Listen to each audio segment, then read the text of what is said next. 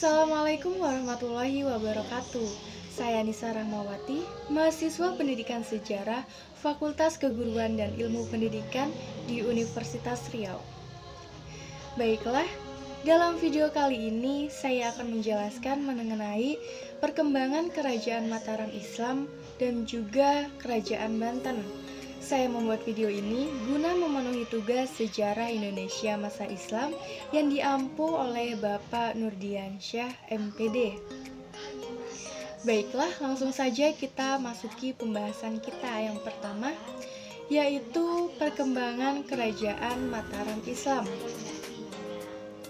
Yang pertama yang kita akan bahas adalah sejarah berdirinya Kerajaan Mataram Islam. Kerajaan Mataram Islam didirikan pada tahun 1584. Pada saat itu, Penembahan Senapati mendeklarasikan berdirinya Kerajaan Mataram Islam di atas Alas Mentaok. Walaupun pada saat itu Kerajaan Pajang belum mengakuinya. Alas Mentaok ini merupakan tempat yang sekarang berada di Yogyakarta. Pada tahun 1587, Kerajaan Pajang pun runtuh dan akhirnya mau tidak mau Kerajaan Pajang mengakui adanya Kerajaan Mataram Islam ini.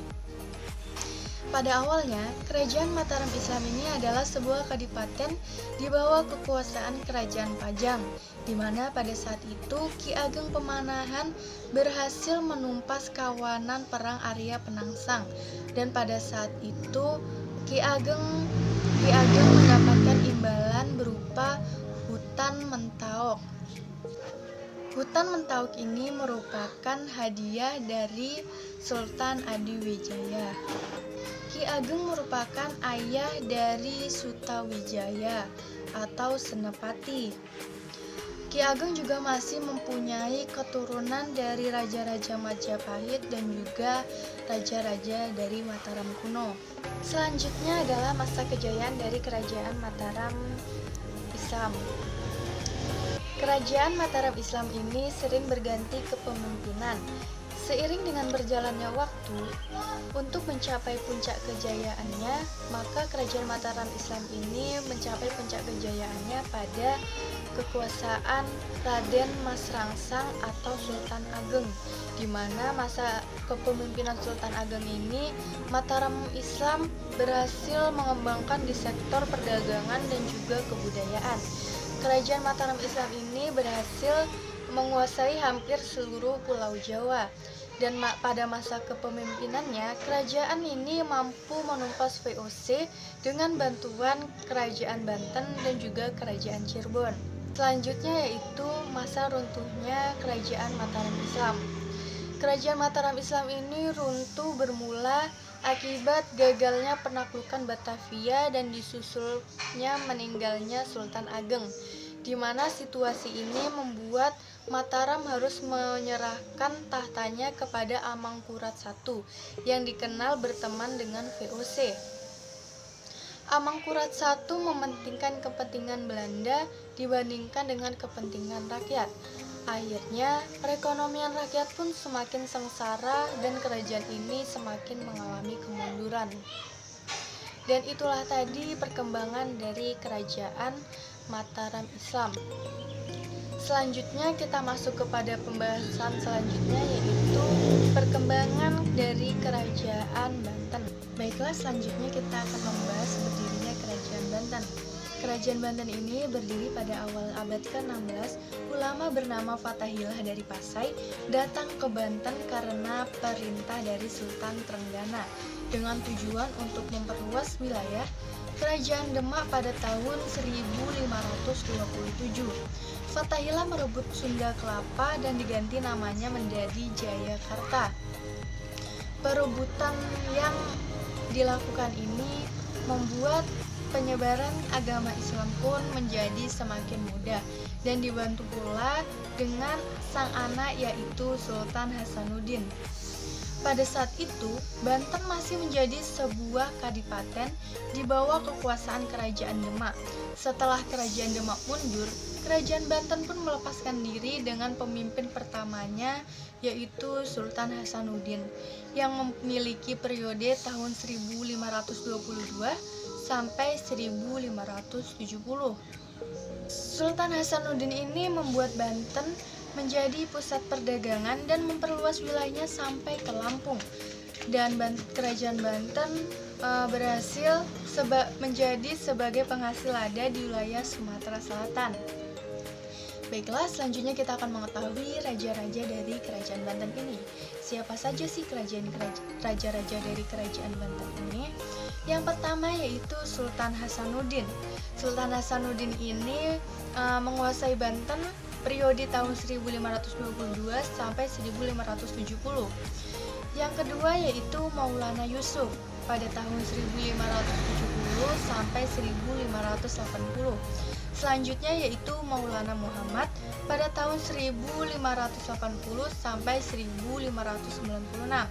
Selanjutnya yaitu Pangeran Ratu atau Abdul Mufakhir pada 1596 sampai 1651. Yang kelima yaitu Sultan Ageng Tirtayasa pada tahun 1651 sampai 1682. Dan yang keenam yaitu Sultan Haji yang nanti kekuasaannya kelak digantikan oleh anaknya.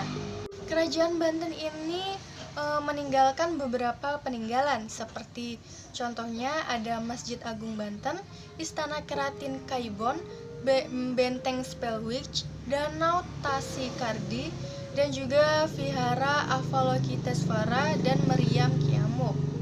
Kejayaan dari kerajaan Banten ini terjadi pada masa Sultan Ageng Tirtayasa di tahun 1651 sampai 1682. Kemudian kerajaan Banten membangun armada. Sultan Ageng menentang Belanda dalam pembentukan VOC dan berusaha memblokade kapal-kapal VOC yang datang menuju Banten. Banten juga memonopoli perdagangan lada di Lampung yang merupakan perantara berbagai negara lain sehingga membuat Banten menjadi wilayah yang multi etnis serta sektor perdagangan yang sangat berkembang dengan cepat. Ini kita akan membahas masa kemunduran dari kerajaan Banten ini. Kerajaan Banten ini mengalami kemunduran sejak adanya perselisihan antara Sultan Ageng dengan putranya yaitu Sultan Haji karena perebutan kekuasaan. Karena adanya perselisihan ini, maka VOC ikut campur tangan dalam perselisihan ini dan memihak kepada Sultan Haji. Dalam perselisihan ini, Sultan Ageng dan dua putranya yakni Pangeran Purbaya dan Syekh Yusuf harus mundur menuju pedalaman Sunda.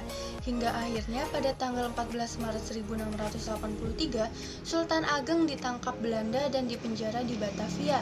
Selanjutnya pada 14 Desember, Syekh Yusuf pun ditangkap VOC dan selanjutnya diikuti oleh Pangeran Purbaya yang menyerahkan diri kepada Belanda. Dan pada perselisihan ini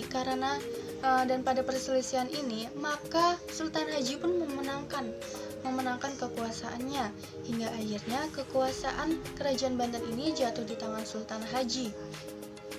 Setelah jatuh di tangan Sultan Haji, maka datanglah surat dari Belanda yang isinya adalah sebuah perjanjian, di mana perjanjian tersebut yaitu isinya adalah kerajaan Banten tidak lagi memiliki kekuatan di bidang politik, ekonomi, dan juga militer, di mana dengan perjanjian ini maka Sultan Haji merasa tertekan dan menyesali perbuatannya. Karena merasa tertekan, akhirnya Sultan Haji pun meninggal dunia. Semasa pemerintahan Sultan Haji, rakyat banyak yang memberontak dan membuat kerusuhan. Bahkan rakyat Banten pun banyak melakukan pembunuhan kepada Belanda karena Sultan Haji lebih memihak kepada Belanda. Dan rakyat Banten pun tidak pernah mengakui Sultan Haji menjadi pemimpinnya.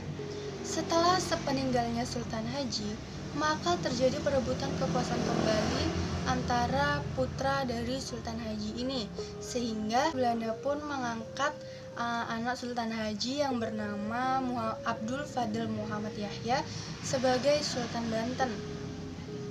Dan pada masa kekuasaannya tersebut, Banten dikuasai oleh Belanda sehingga semua kebijakan sultan harus melalui persetujuan Belanda.